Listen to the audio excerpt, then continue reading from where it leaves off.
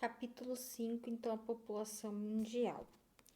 Então, nesse capítulo, é um capítulo bem tranquilo de se trabalhar, mas tem alguns conceitos que a gente precisa saber.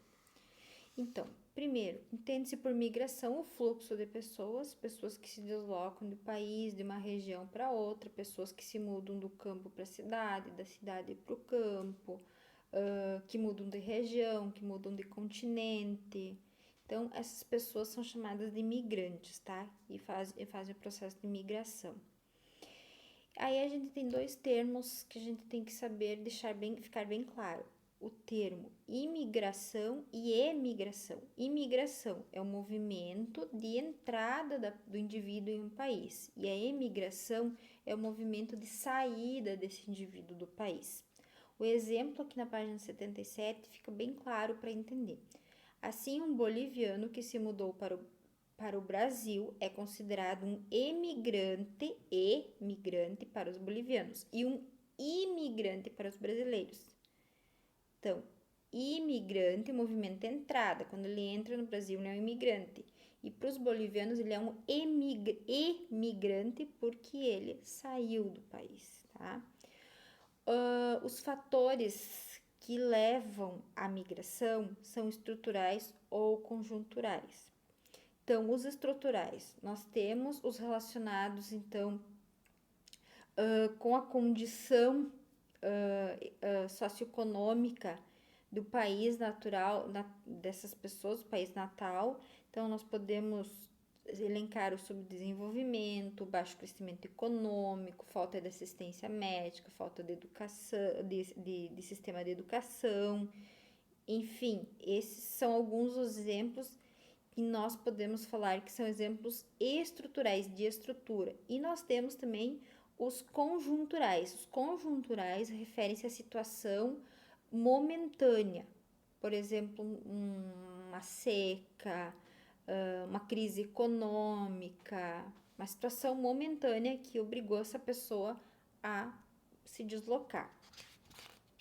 Então, nós temos as migrações ilegais, que é quando os imigrantes, que boa parte dos imigrantes muda para outro país sem a devida documentação, autorização para o país de destino e caracteriza, então, uma migração ilegal ou irregular, né? Geralmente, essa situação acontece com pessoas de países subdesenvolvidos que buscam países melhores desenvolvidos para encontrar emprego, melhor condição de vida, enfim, mudança de vida, uma perspectiva de melhorar a condição sua, de sua família, enfim, a melhora. Atualmente, uma das principais rotas de imigração ilegal é a do México para os Estados Unidos, porque tem uma fronteira territorial bastante extensa e diferenças sociais e econômicas significativas entre os dois países. Então, a migração se apresenta como uma solução para muitos mexicanos e outros latino-americanos que pretendem mudar de vida e vão para os Estados Unidos. Então, os Estados Unidos, precavendo isso, tá? Já sabendo desse problema, ele tem uma série de medidas anti-imigração, que é a fiscalização, policiamento ostensivo, o aumento das deportações. Quando eles pegam essas pessoas lá nos Estados Unidos e não têm a documentação legalizada, eles mandam de volta para o país de origem, prendem os imigrantes ilegais, né? Então, esses são alguns exemplos.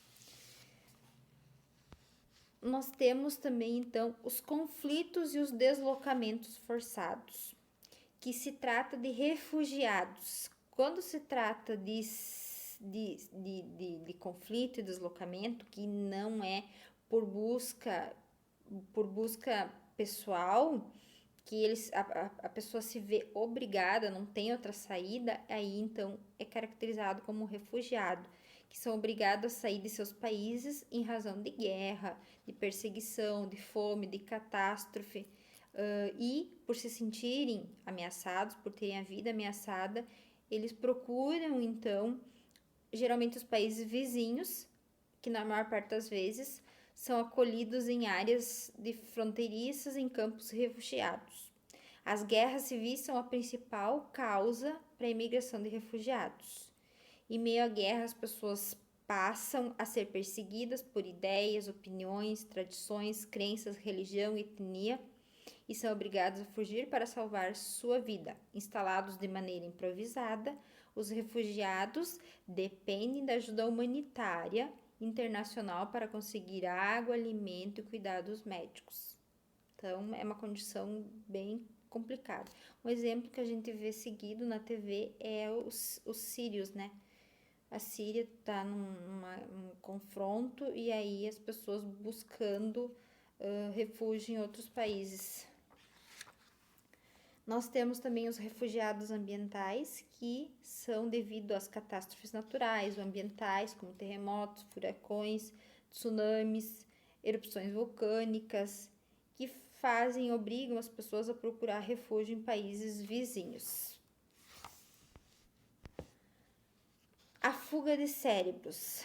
Essa expressão fuga de cérebros, ela faz referência aos profissionais que são especializados e altamente qualificados em seu campo profissional, que migram de seus países subdesenvolvidos ou com poucas oportunidades para outros centros mais desenvolvidos. Então, procuram um mercado estrangeiro que vai oferecer mais opções, que vai ser mais atrativo, vai oferecer melhor remuneração, mais benefícios, mais conhecimento, permite a oportunidade de desenvolver mais pesquisas, tecnologia. Então, a fuga de cérebros é uma contradição. Os países subdesenvolvidos conseguem formar esses profissionais, capacitá-lo para que eles possam contribuir para o crescimento econômico da nação, mas eles não conseguem manter, eles não têm condições econômicas de mantê-lo, então eles acabam perdendo esses cérebros. E os Estados Unidos são um dos grandes captadores de cérebros, incluindo brasileiros, mexicanos, chilenos e argentinos, tá? Os trabalhadores qualificados. Dinâmicas demográficas. Então, aqui nós começamos trabalhando o conceito crescimento vegetativo. O que é o crescimento vegetativo? É a diferença entre a taxa de natalidade e mortalidade. Eu usei um exemplo bem simples para vocês entenderem ali. 10 mil nascidos por ano, em um exemplo, né? Uma cidade. 10 mil nascidos por ano e 5 mil óbitos. Então, para saber o crescimento vegetativo, você faz os 10 mil nascidos menos os 5 mil mortos, nós temos 5 mil indivíduos de crescimento vegetativo positivo.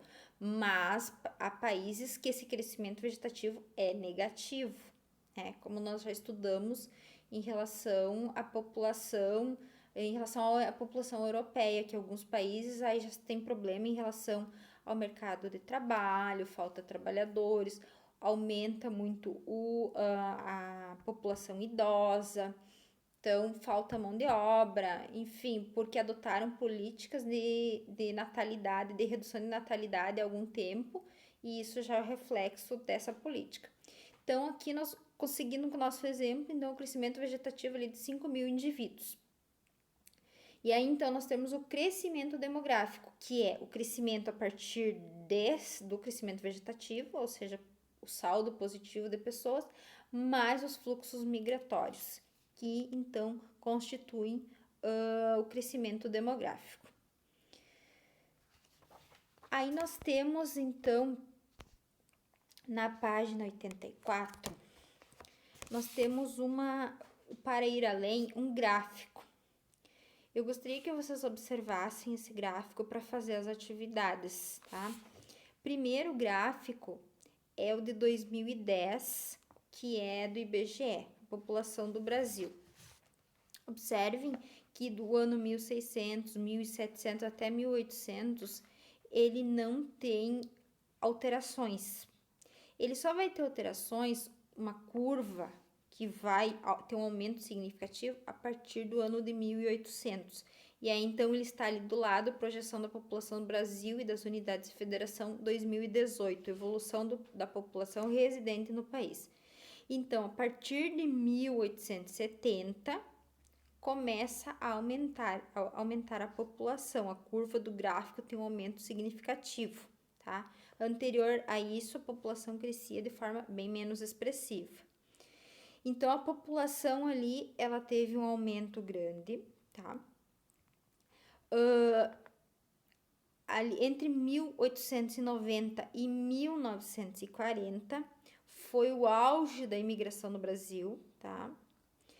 Essa população passou de 14,3 milhões para 41,1 milhões de pessoas, que representa um incremento de 26,8 milhões de indivíduos entre 1890 e 1940.